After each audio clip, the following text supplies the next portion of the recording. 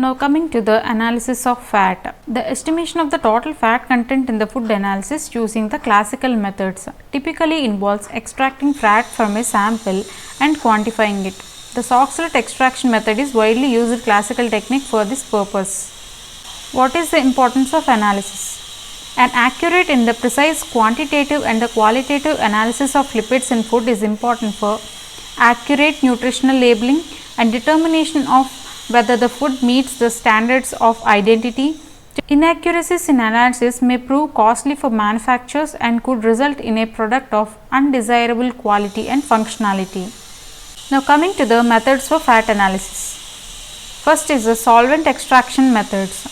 Continuous solvent extraction method, that is goldfish method, and semi-continuous solvent extraction method, that is Soxhlet method, and discontinuous solvent extraction method, Moissanite method, and the non-solvent wet extraction methods.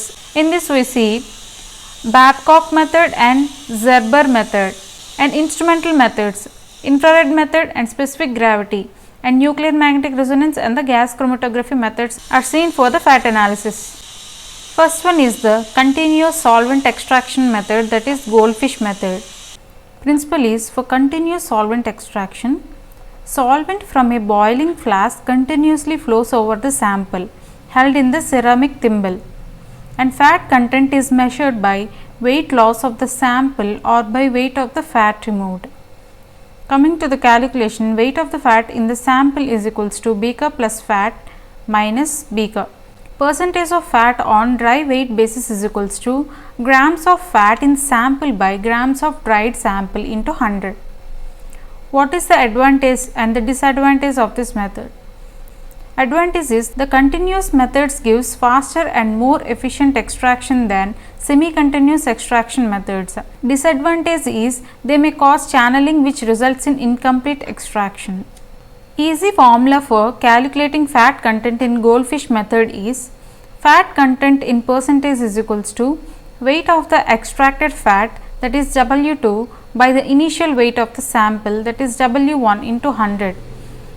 W2 is the weight of the extracted fat, that is given 3 grams, and W1 is given, that is the initial weight of the sample, that is 10 grams.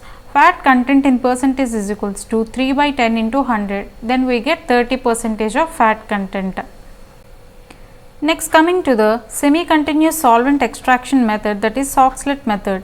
I have already discussed in the previous classes, you just watch the before videos. Coming to the principle, for semi-continuous solvent extraction, the solvent builds up in the extraction chamber for 5 to 10 minutes and completely surrounds the sample and then siphon back to the boiling point. Fat content is measured by weight loss of the sample or by the weight of the fat removed. Advantage is, this method provides a soaking effect of the sample and does not cause channeling. And disadvantage is, this method requires more time than the continuous method. Calculation. Percentage fat on dry weight basis is equals to gram of fat in sample by gram of dry sample into 100. Now we will discuss something detailed about the Soxhlet extraction method principle. This method utilizes a solvent to dissolve the fat from a food sample. The solvent is then evaporated, leaving behind the fat, which is weighed to determine its content. Coming to the procedure, sample preparation. Accurately weigh a clean dry extraction flask, usually a round bottom flask. We take it as W1. Sample weighing. Place the sample in the Soxhlet thimble or a paper filter. Weigh the thimble with the sample, that is W2. Heat the solvent to evaporate and condensate it repeatedly, allowing it to pass through the sample and dissolve the fat. This process typically takes several hours. Next, coming to the extraction. Place the thimble in the Soxhlet extractor and connect it to the extraction flask. Add an appropriate solvent such as petroleum ether or the hexane to the extraction flask. Next, coming to the solvent removal. After extraction is complete, remove the solvent from the flask using a rotatory evaporator or by gentle heating. The solvent evaporates, leaving behind the extracted fat. Weighing the residue. Allow the flask with the extracted fat to cool. Weigh the flask with a fat residue which is taken as W3. Soxhlet extraction method. First, dry a sample to remove moisture. Weigh the sample accurately. Extract fat using an organic solvent in the Soxhlet extractor. Remove the solvent by the evaporation. Dry the extracted fat in an oven and weigh it, that is the final weight, that is W fat. The formula is fat content in percentage is equals to W fat by W sample into 100. We will see one example. Determining the fat content in groundnuts. Sample weight, that is initial weight is 5.0 grams and weight of the fat extracted W fat is equals to 1 gram. Fat content in percentage is equals to W fat by W sample into 100. Weight of the fat is 1.0 by 5.0 into 100 is equals to 20%. So, the fat content of the groundnuts is 20%. Now, coming to the applications, nutritional labeling. Determining fat content for the nutritional information, and it is also used for quality control, ensuring consistency in the fat content for the food products. It is also used for research, analyzing fat composition in the food science studies. The Soxhlet extraction method remains as reliable and widely accepted classical technique for estimating the total fat content in food and other materials. Next is the acid hydrolysis followed by the solvent extraction. Principle: acid is used to break down the proteins and carbohydrates, freeing bound fats for extraction. Procedure: samples are treated with the HCl, breaking down the matrix. The fat is then extracted with a non-polar solvent. Acid hydrolysis. Steps involved are: first, perform acid hydrolysis to release fat. Perform Soxhlet extraction as above. Calculation is similar to Soxhlet extraction. Determining fat in a processed food product, that is cheese. Initial sample weight is 5.0 grams. After acid hydrolysis, the fat extracted using Soxhlet weighs, that is 0.75 grams. Fat content percentage is equals to 0.75 by initial weight, that is 5.0 into 100. We get 15% of fat content of the cheese. Now, coming to the advantages: efficient for samples with the bound lipids or the foods with high in protein content. And disadvantages is involves harsh chemicals which can be hazardous to us. Next one is the discontinuous solvent extraction method, that is Mosinir method. Principle involved in this is fat is extracted with a mixture of ethyl ether and the petroleum ether in a Mosinir flask. This is the Mosinir flask, and the extracted fat is dried to a constant weight and expressed as percentage fat by weight. In the procedure, the sample is digested with the ammonia and the fat is extracted with ether and separated. This residue is dried to a constant weight. The advantage is it is more precise because Mosinir method use extraction for 3 times, thus it can reduce the rate of contamination. Disadvantages is it use many chemicals as a solvent, which some of the solvent is harm to the human skin and hazard. Now, we will see the formula for the fat percentage, that is weight of the fat residue by the weight of the original sample into 100. Suppose you have 10 grams of the milk sample. After performing the evaporation and extraction of the solvent, you obtain a fat residue weighing 0.35 grams. That is, fat percentage is equals to weight of the fat residue, that is 0.35 by weight of the original sample, that is 10 grams into 100. Then we get the 3.5% of the fat content of the milk sample. Advantages is suitable for the dairy and the other high fat foods, and disadvantages is labor intensive and requires careful handling of the solvents. Now, coming to the applications, nutritional labeling.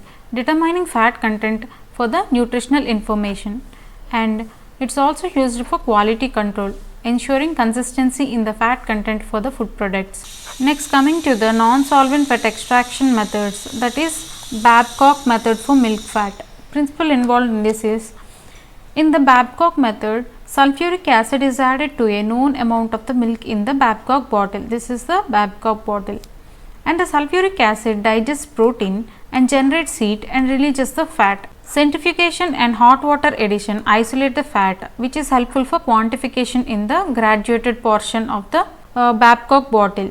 And the fat is measured volumetrically, but the result is expressed as percent fat by weight. Application: The Babcock method, which is a common official method for the determination of fat in milk, takes about 45 minutes and duplicate test should agree within 0.1%. And the Babcock method does not determine the phospholipids in the milk products. It is not applicable to products containing chocolate or added sugar without modification because of charring of chocolate and the sugars by sulfuric acid. We will see some more points in Babcock method. It uses sulfuric acid to release fat, which is then measured volumetrically. Procedure: a sample of milk is mixed with the sulfuric acid in a Babcock bottle and the fat is separated by centrifugation. The fat layer is then measured. Let us see one calculation on Babcock method. Weight of the milk sample, that is 18 grams, as weight is sometimes used instead of volume. After centrifugation and heating, the fat layer measures, that is 0.72 ml in the calibrated neck of the Babcock bottle. Fat percentage is equals to volume of the fat layer by the volume of the weight of the milk sample into 100. Volume of the fat layer, that is 0.72 ml, and the weight of the milk sample, that is 18 grams. The fat percentage is equals to 0.72 by 18 into 100. Then we get the 4% of fat content in this sample.